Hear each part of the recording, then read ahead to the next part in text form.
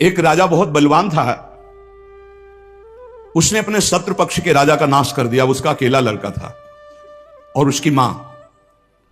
अब हर समय शत्रु पक्ष का राजा इस चाल में रहता था कि उस बालक को मार दे तो निष्कंटक अधिकार। और उसकी मां बड़ी भागवत थी, रात दिन भजन करती, भगवान से प्रार्थना करती कि भगवान मेरे बालक की रक्षा करना। और भगवान के जो सिद्ध संत होते हैं भगवत स्वरूप होते हैं। उन्होंने विचार किया, संत के हृदय में एकदम भजन में बैठे थे उसी राज्य में, विचार एकदम आया कि अच्छा भगवान का आदेश है तो लीला करनी पड़ेगी। और लीला का उस समय इंतजार करने लगे। तो जो राजा बलवान था, जिसने शत्रु पक्ष के राजा को मारकर उसके लड़के को मारने को ठाना था, उसकी राजकुमारी थी, उसके स्वयंवर की रचना की जब बात आई, कमंडल उठाया, लंगोटी कस के बांधी कमर में, पहुंच गए दरबार में। और वो परिचित थे तपस्या और उनके भजन से, जे भी देखा तो साष्टांग दंडवत राजा हुए। देखो बाहरी आचरण से कैसे भी नहीं जाना जा सकता महात्मा के स्वरूप को, उनकी लीला को। राजा को मालूम था कि ये बड़े प्रसिद्ध और तपस्वी महात्मा हैं। राजा ने तत्काल अपनी कन्या को बुलाया, प्रणाम करवाओ, महाराज आए हैं। राजकन्या बुलाई गई, महात्मा के चरणों में प्रणाम हुआ। महात्मा ने ऐसे देखा नक्सिक तक और कहा, इस लड़की का तो विवाह हम करेंगे, किसी राजकुमार से न कर देना। राजा तो एकदम होश उड़ गए, पर बहुत वो प्रवीण भी थे, राजा बुद्धिमान थे। तो उनका, महाराज ब्याह तो आपसे ही कर देंगे, आप जैसा सुयोग्य वर कहां मिलेगा। 80 वर्ष की अवस्था, शरीर में झुर्रियां पड़ रही हैं, दूल्हा की पोशाक मात्र में लंगोटी, धन संपत्ति मात्र में लौकी का कमंडल, आप जैसा दूल्हा कहां मिलेगा। कुछ शर्त हैं, उनका आप पालन कर दो। गए अपने तिजोरी से इतने बड़े बड़े मोती 2 लाए। बोले ये हमारे पूर्वजों के द्वारा एकत्रित किए हुए 2 मोती हैं, 108 मोती ले आओ। पहली शर्त, राजकुमारी का ब्याह आपके साथ। देख रहे थे, हालत देख रहे थे। महात्मा ने कहा, हाँ हाँ 108 क्या होते, ले आएंगे। बोले मोती देख लो। बोले लाओ, जब साथ रहेंगे तो उसी नाप के ले आएंगे। राजा ने सोचा इनको, और बोले महाराज लगन के पहले, क्योंकि लगन निकल गई तो फिर बात कैसे बनेगी, तुम चिंता मत, तुम्हारे कुल की प्रथा पूरी करूंगा और कन्या से विवाह करूंगा। पर एक बात ध्यान रखना, अगर विलंब हो जाए तो किसी के साथ पाणिक ग्रहण नहीं कर देना, नहीं तो जो आ गया। दूसरे से ब्याह की सोचना भी मत। अब राजा ने कहा जैसी आ गया। उन्होंने सोचा महात्मा मोती लेके जाएंगे, 2-4-6 दिन घूमेंगे, निराश होकर वापस आ जाएंगे। उनको क्या पता था कि जो भगवान के दास होते बड़े जिद्दी स्वभाव के होते हैं। अब वो ऊंचे दर्जे के सिद्ध महात्मा हाथ में मोती लिए हुए पहुंचे। विचार किया कि यार मोती किससे मांगू, किससे खोजूं, कहां जाऊं। तो उनका समुद्र को रत्न गर्भा कहा गया, क्योंकि समस्त रत्न है, रत्नाकर है, सब रत्न उसमें विराजमान। समुद्र से सीधे मांग लेते हैं चल के। गए, ध्यान आया कि 3 दिन तक भगवान राम जो है उपवास करके बैठे रहे, नहीं आया तो हम तो 30 दिन बैठे रहेंगे तो नहीं आएगा, क्या करें। तो लौकी का कमंडल था, कमंडल उठाया, उलीचने लगे। 1 दिन 2 दिन 3 दिन लगातार, और खूब नाम जप भगवान का, और हर कमंडल में नाम जप करके, मंत्र जप करके जल उलीचने लगे। नाम का प्रभाव समुद्र के हृदय में जलन पैदा हो गई। समुद्र एक साधारण पुरुष के रूप में पीछे से आवाज की, बाबा ये क्या कर रहे हो। समुद्र को खाली कर रहे हैं, और क्या कर रहे हैं। बोले तुम्हारे लौकी के कमंडल से समुद्र खाली हो जाएगा। बोले मजाक करो मत करो, एक महात्मा ने चुल्लू में पी गए थे, अगस्त जी चुल्लू में पी गए थे, ज्यादा हमको चैलेंज मत करो। समुद्र डरा। बोले उलीच काहे के ले रहे हो, तुम हमें बता सकते हो। बोले सुना है रत्नाकर है, बड़े बड़े रत्न है समुद्र में, हमें 108 मोती चाहिए। बोले अगर मोती मिल जाए तो समुद्र उलीचना बंद करो, काहे को मेहनत करेंगे हम।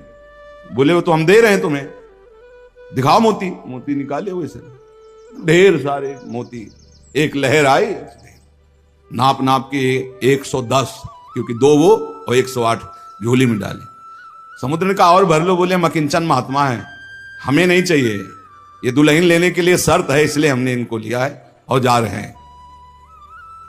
महात्मा जी बड़े गर्व से गए, भगवान की जय जयकार की।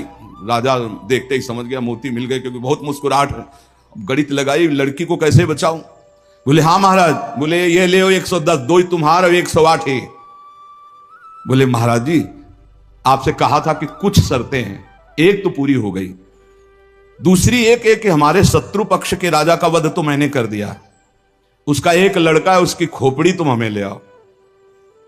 महात्मा जी ने विचार किया कि सारा खेल भगवान के इशारे से तो उसी की रक्षा के लिए हो रहा है।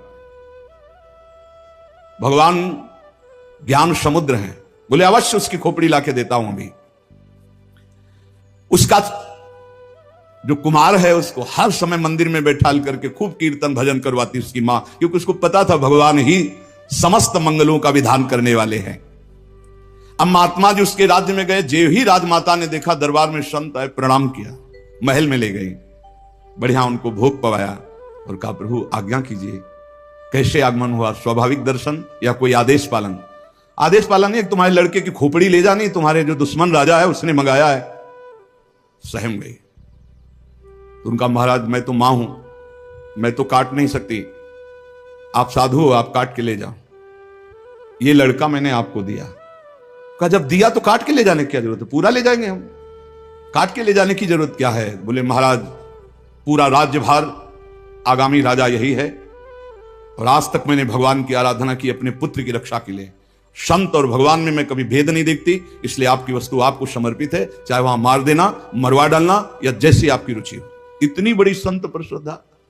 वो मुस्कुरा कर बोले जब हमें दे दिया तो तुम हमें उपदेश मत दो, मुझे क्या करना है पता है। महात्मा जी गए, बोले राजा तुम सर मांग रहे थे, हम पूरा लड़का ले आए, पर ध्यान रहे एक भी बाल बांका नहीं होगा, पहले भावरे फिरेंगी, इसके बाद तुम्हें जो मनावे सो कर देना। राजा ने बहुत खुश हुआ। बोले बंदी नहीं, बिल्कुल ऐसे ही राजकुमार की तरह बैठा लो, हमारा ब्याह हो जाएगा, हम दुल्हन लेके चले जाएंगे, फिर तुम्हारा जैसा मनावे वैसा करो। राजा राजी हो गया, सिंहासन पड़ा, राजकुमार की तरह बैठा, दुल्हन सजा, तो सब शर्त पूरी हो गई थी। वर पक्ष की जहां बैठक वहां बैठे महात्मा जी, वही जनाती वही बराती, उनके कौन कोई तो उठाया ही नहीं। महात्मा जी विवाह मंडप के नीचे बैठे हैं, आचार्य आए, पूरा दूल्हा भेष सजाया गया महात्मा जी का, लंगोटी में, केवल लंगोटी कमंडल, संत की लीला।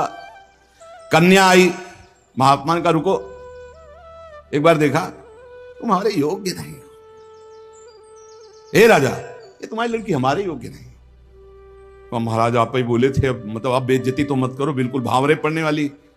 लड़के की तरफ देखा, हे यहां खड़े हो बगल में, ये योग्य है तुम्हारी लड़की की एक, चुप, ब्याह कर इसके साथ।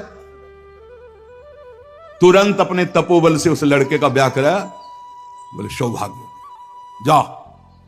माने आराधना किस बात की थी कि दुश्मन राजा कहीं हमारे पुत्र को ना मार दे, और ये आदेश भगवान ने संत को दिया। तो इतनी बड़ी लीला संत ने रची, और उस राजा से कहा होश में तुम्हारी बेटी का सुहाग है, पूरी सुरक्षा उस राज्य की भी तुम्हें करनी, और अगर हमें सुनाई दिया किसी भी तरह का विरोध, महाराज कभी कभी भगवान की आज्ञा से संतजन कुछ ऐसी लीलाएं करते हैं जिन लीलाओं को बाहरी आचरणों से आप जान ही नहीं सकते कि मामला क्या है।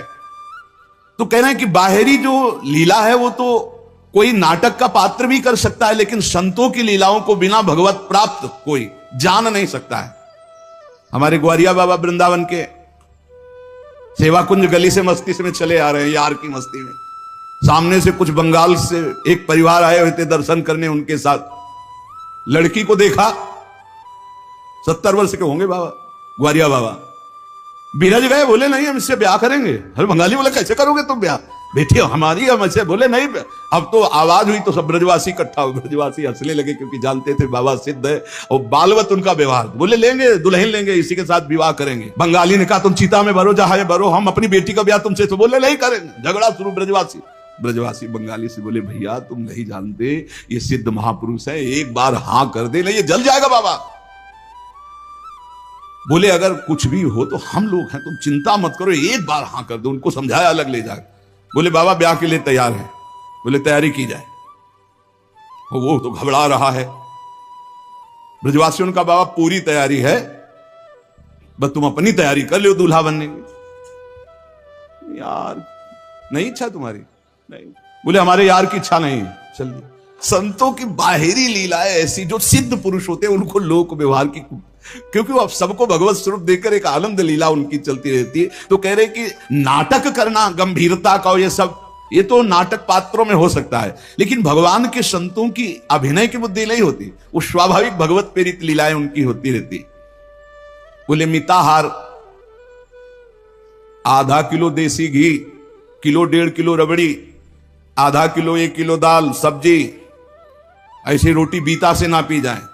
जब कोई देख रहे चल उधर देख, अब प्रसाद पाए। संतों की तो लीलाएं जान नहीं सकते। 10 ग्राम संख्या एक बीजा में मर जाए। जो भगवत प्राप्त महापुरुष हैं उनकी अलग अलग लीलाएं होती हैं। इसलिए कह रहे जो सिद्ध पुरुष है उनको बाहरी आचरण, अगर वास्तविकता आपको देखनी साधुता की तो मुमुक्षुता में देखिए, या जो साधक तन्मयता पूर्वक भजन में लगे उनको देखिए। सिद्ध पुरुषों से आप पहचान नहीं सकते कि किस कोटि के महापुरुष है। संत आंतरिक क्षमता से युक्त होते हैं। क्या भक्ति से ऐसी ऊंचाई प्राप्त होती है? ज्ञान से और भक्ति से, दोनों से ऊंचाई प्राप्त होती है। या कोई ज्ञान मार्ग का उत्तम पथिक या भक्ति मार्ग का उत्तम पथिक। अज्ञानी पुरुष तो समझ ही नहीं सकता संत महापुरुषों की चेष्टाओं को। तो क्या अपने को सबसे श्रेष्ठ समझते हैं संत? नहीं नहीं नहीं, सबको अपने से श्रेष्ठ समझते हैं भक्ति के संत, और सबको आत्मस्वरूप समझते हैं ज्ञानी संत। अपने से सबसे श्रेष्ठ समझते हैं भक्त सिद्ध संत। सो अनन्य गति जाके असमति न टरे हनुमंत, मैं सेवक सचराचर रूप स्वामी भगवंत। मैं सेवक हूं, चराचर जगत मेरे भगवान का स्वरूप है, ये सिद्ध भक्त का। और जो ज्ञानी होता है वो सर्वम खलमिदम ब्रह्म, वो ब्रह्म स्वरूप अपने आत्मस्वरूप का अनुभव करके नानात्व का विस्मरण कर देता है। भक्त समस्त विश्व के लिए भजन करता है। देखो, साधक अपने लिए भजन करता है, सिद्ध किसके लिए भजन करता है? विश्व के लिए। सिद्ध पुरुष का तन मन और भजन, ये प्रत्येक चेष्टाएं जगत मंगल के लिए होती है, उनका अपने लिए कुछ नहीं होता। जैसे साधक परेशान रहता, मेरा कल्याण हो जाए, उसके लिए भजन साधन कर। सिद्ध पुरुष का नहीं, उसकी सारी भजन साधन की चेष्टाएं, सब जितना दिनचर्या है वो जगत मंगल के लिए होता है। सब पूरे संसार को देते रहते, तुम्हारा मंगल हो, तुम्हारा कल्याण हो। उनके पास कोई चीज नहीं रहती, कोई चीज नहीं, सब पर भगवान का अधिकार, सब भगवत स्वरूप जगत, इसलिए अपना कुछ नहीं। बड़ा ऊंचा भाव होता है भक्त का, जो सिद्ध महापुरुष होता है। जब तक देखो संतों की चेष्टाओं को नहीं जान पाओगे, उनका जो भाव होता है बड़ा विचित्र होता है। एक नाव में बहुत से लोग बैठे हुए थे, संत भगवान भी बैठे हुए थे, आराम से नाव चली जा रही थी, सब इधर उधर की बातें कर रहे थे। संत तो एक उन्मत्त अवस्था में। नाविक ने कहा सावधान, नाव भंवर में फंस रही है, अब डूबने वाली है। संत भगवान का कमंडल था, फौरन ढक्कन हटाया और भर भर करके नदी से पानी नाव में डालने लगे। अरे वो ये क्या कर रहे हो? किसी की नहीं सुन रहे थे, 10-12 कमंडल तो डाल ही चुके थे। इतने में नाविक ने कहा भगवान की कृपा से नाव भंवर से निकल गई, बचने का संकेत है। जो कमंडल से डाला था बाहर फेंकने लगे। सबने पक्का समझ लिया, जब डूबने वाली थी तो नदी से पानी डाल रहे थे, और जब बचने वाली है तो नाव से बाहर डाल रहे थे। वे पागल दिमाग के हैं, लेकिन वो नाविक बहुत से संतों को पार किए थे। तुम मत करना ऐसा, ये सिद्ध पुरुषों की बात कह रहे हैं। हाँ, जो कि हम भी सिद्ध ही दिखाने के लिए ऐसा कुछ करें तो पिट जाओगे। वहां सिद्धों की एक अलग भागवतिक महिमा भी होती है। बाहर गए तो सब चले गए थे, उसके बाद साष्टांग प्रणाम किया। नाविक ने कहा महाराज जी, इतना तो आप कृपा करके बता ही दीजिए, क्योंकि मैं प्रायः संतों को यहां से पार करता रहता हूं, तो संत कृपा हम पर है। आपके देखने से लगता है कि आप भजन में उन्मत्त रहते हैं। फिर आपकी ये चेष्टा मेरी समझ में नहीं आई। जब मैंने कहा नाव डूबने वाली तो आपने नदी से पानी, और जब मैंने कहा बचने वाली तो नाव से नदी में डालने लगी। इसका मतलब क्या था? तो उनका जब हमें यह पता चला आपके मुख से कि भगवान डुबोना चाहते, तो हमने कहा भगवान की इच्छा में 10 कमंडल हमारे, तो हम डालने लगे। जब कहा बचाना चाहते तो हमने सोचा भगवान जब बचाना चाहते हैं तो हम भी सहयोग करें, तो जो डाला था वो बाहर कर दिया। जोई जोई प्यारो करे सोई मोई भावे भावे मोई, जोई सोई सोई करें प्यारे। जो इस सिद्धावस्था को प्राप्त है वो भगवान की रुचि में रुचि मिला के चलते हैं। ऐसा आप मत करना, वो सिद्धों की अलग लीला होती है। तो यहां कह रहे हैं जो भक्ति में जो परिपक्व महापुरुष है वो सारे जगत को भगवत स्वरूप मानकर अपने तन मन भजन के द्वारा सबका मंगल करते रहते हैं, सबका हित करते रहते हैं। संतों में भागवती का आवेश होता है, वो बनावटी नहीं होता, भागवती का, उससे जगत मंगल होता रहता है। बनावटी खूब गड़ छोल करके वचन बोलना, खूब लच्छेदार भाषण करना, ये तो बुद्धि की तरह से हो सकता है, लेकिन जो संतों में एक भागवतिक होता है उसी से जगत मंगल होता है, उसी से जन कल्याण होता है। उसमें टुटका और जंतुर और कलावा और राख इनकी कोई जरूरत नहीं होती, उनकी दृष्टि मात्र से, वचन मात्र से जगत मंगल होता है। मुद मंगलमय संत समाजू, जो जग जंगम तीर्थ राजू। चलते फिरते साक्षात तीर्थराज हैं, तो दरस परस अघनाश बास निज संग करो दिन। जिनके दर्शन मात्र से, स्पर्श मात्र से बड़े बड़े पाप नष्ट हो जाते हैं, ऐसे भगवान के प्रेमी संत जन होते हैं। तो क्या जैसे अज्ञानी मनुष्य को देह में ममता होती है, आसक्ति होती है, वैसे क्या संतों को भी अपनी देह प्यारी होती है? वैसा कि मैं पुरुष हूं और ऐसा अभिमान होता है? बोल के बिल्कुल नहीं। विशुद्ध ज्ञान और विशुद्ध प्रेम में मिट जाता है, बिल्कुल नहीं रहता। एक बार यही प्रश्न किया था एक भैरव सिद्ध करने वाले ने आद्य गुरु भगवान शंकराचार्य जी से जाकर कि आपका ब्रह्मबोध होने के कारण शरीर से कोई राग नहीं है? बोले नहीं। बोले हम आपकी गर्दन उतार के ले जाए, हमारी भैरव यज्ञ पूर्ण हो जाएगी तो मैं सिद्ध हो जाऊंगा, क्योंकि आपको शरीर से कोई राग तो है नहीं, मिथ्या है आपकी दृष्टि में। बोले पक्का, पर अभी जो उतारोगे तो शिष्य लोग हैं, ये तुम्हारा हित कर सकते हैं। कल 4 बजे आना, यहीं पीपल के नीचे मैं ध्यानस्थ दूंगा, सर उतार ले जाना। वो 4 बजे आया अस्त्र लेकर, तो स्वामी नरसिंहाश्रम जी महाराज गंगा स्नान कर रहे थे। एकदम आवेश आया, हुंकार भरी दौड़ते हुए आए और वो पहुंच भी नहीं पाया था, उठा के पटक दिया और नाखूनों से उसे फाड़ दिया। फिर एकदम आवेश शांत हो गया।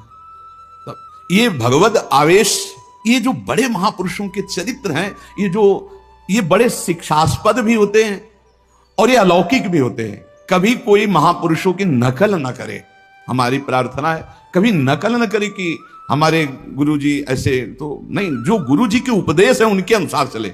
बड़े सिद्ध महापुरुषों के बड़े विचित्र विचित्र लीलाएं होती हैं।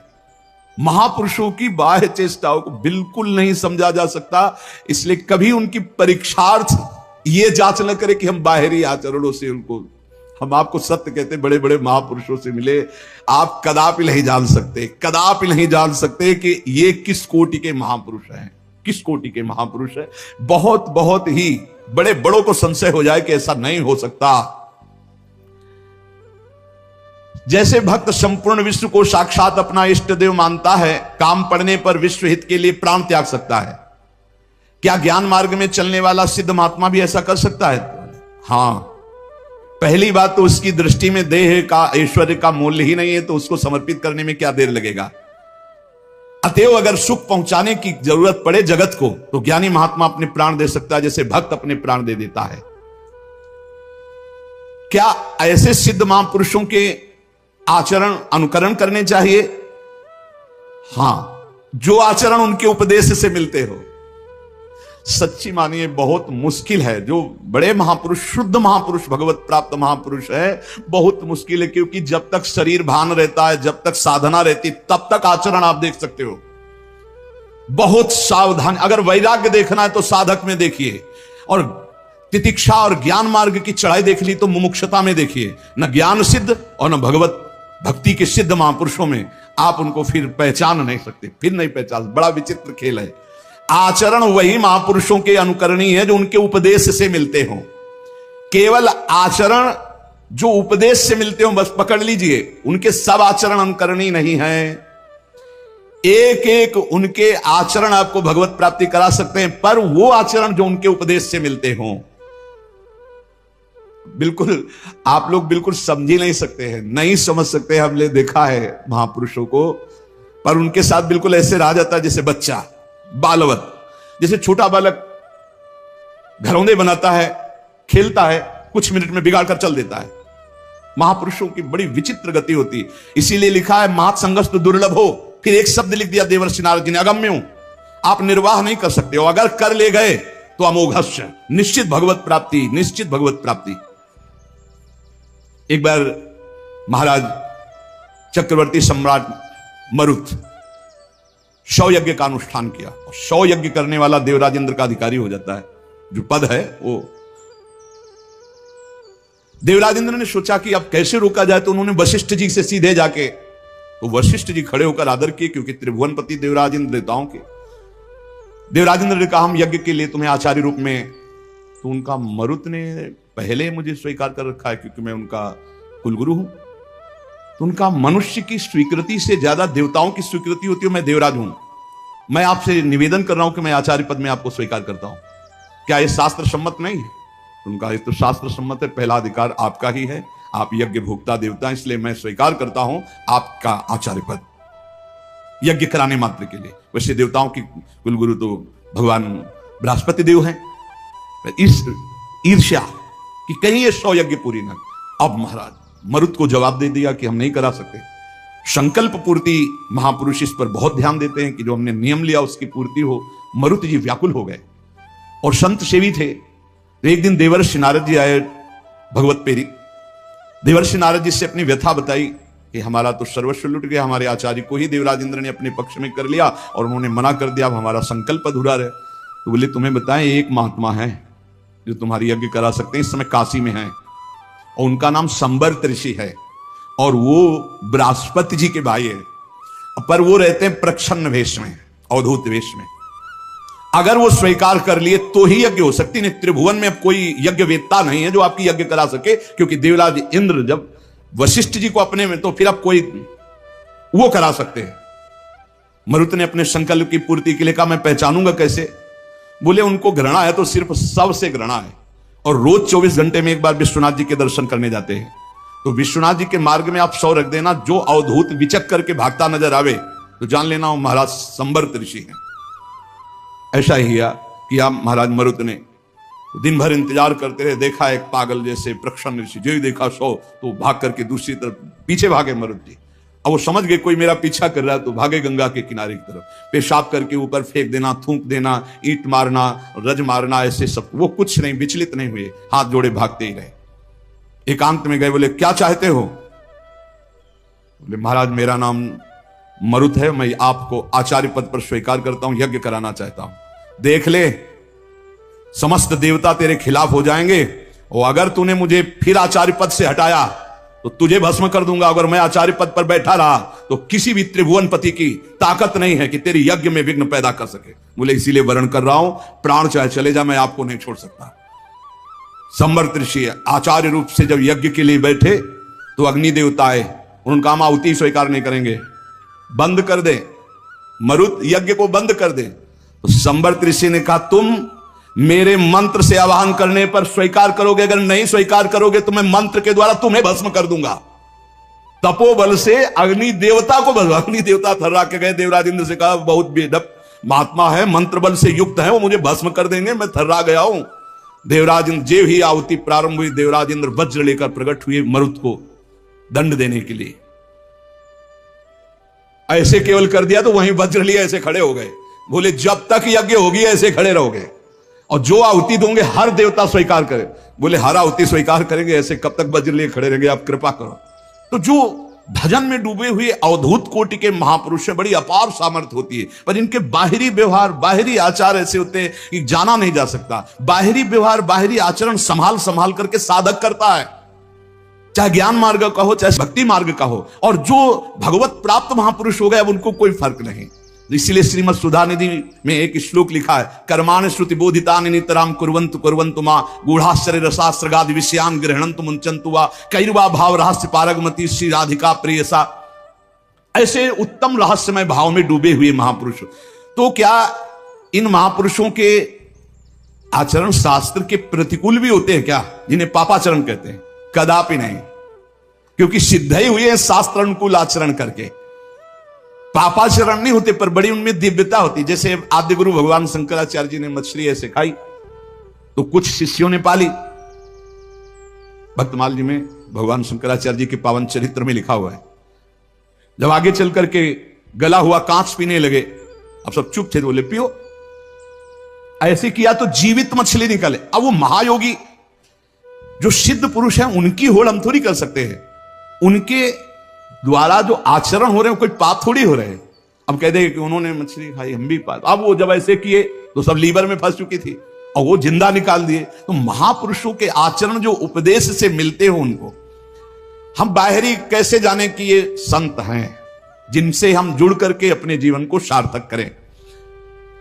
पहला, जिनके जीवन में किसी भी से द्वेष नहीं है, किसी भी से द्वेष नहीं, किसी भी से द्वेष नहीं। चराचर जगत में सेवकवाणी हरिवंश नाम लीन जे अजात शत्रुते सदा, उनके हृदय में किसी के प्रति शत्रुता नहीं। पहला लक्षण है किसी से द्वेष नहीं। मानो आपसे नाराज हो गए तो द्वेष पूर्वक नहीं नाराज हुए, आपको सद आचरण बताने के लिए, सद में प्रतिष्ठित करने के लिए। आप फिर थोड़ी देर बाद मिले, फिर आपको मुस्कुराते मिलेंगे। यह नहीं हो सकता कि उनके अंदर द्वेष हो जाए। वो एक ऐसे उबाल आई है आपके कल्याण के लिए, वो आपको डांटा, आपको सही मार्ग बताया, फिर जब आप मिले फिर वैसे मृदु स्वभाव से मिलेंगे। कोई उनके अंदर द्वेष नहीं होगा। और द्वेष जिसके अंदर होता है तो सालों चलता है, पूरे जीवन भर चल जाता है, देखते ही जल जाएगा वही आदमी है जिसने ऐसा। दूसरा, उनका सबके प्रति प्रेम भरा व्यवहार होता है। संतों का सबके एक होता बनावटी प्रेम तुमसे कुछ लेने के लिए, और एक होता निरपेक्ष प्रेम जो भगवत दृष्टि में होता है। उसमें चिपकाव नहीं होता, ध्यान रखना, माया का चिपकाव नहीं होता। उसमें मीठे वचन चाटुकारिता नहीं होती जिसको आप समझते हो कि सांसारिक प्यार नहीं होता। उनमें निरपेक्षता होती है और भगवत भाव वाला प्यार होता है। तीसरा, उनके अंदर भेदभाव नहीं होता अपना पराये का। पर आप पीछे सुन चुके हैं, विशेष प्रियता, विशेष श्रद्धा, विशेष समर्पण वाले के प्रति दिखाई देगी। वस्तुतः उनके हृदय में समता है पर दिखाई देगा ऐसा। जो विशेष श्रद्धा और विशेष समर्पण, तो वहां विशेष पक्षपात दिखाई दे। जैसे भगवान समूहम सर्वभूतेषु, लेकिन भक्तों में पक्षपात करते दिखाई देते हैं, द्वेषियों का वध करते दिखाई देते हैं। है तो सम, लेकिन भक्ति ने उनको भगवान के हृदय में पक्षपात प्रकट कर दिया। ऐसे ही संत सम है, आपका समर्पण और आपका प्रेम पक्षपाती बना देगा उनको। भाव अंदर से समर्पित सबके प्रति, भेदभाव रहित। चौथा, श्री भगवान के सिवा कोई अपनापन नहीं कहीं किसी से भी। ये संत की पहचान, भगवान के सिवा किसी से अपनापन नहीं। ये अपने हैं, ये शब्द नहीं। मेरे तो गिरधर गोपाल दूसरों न कोई। संत की स्थिति में, आंतरिक स्थिति में केवल भगवान, और वही सब रूपों में है, इसलिए सबसे प्यार। शरीर मन वाणी में कहीं भी अहंकार नहीं, न शरीर में, न मन में, न वाणी में। सुख दुख में जिनकी बुद्धि स्थिर रहती है वो संत हैं।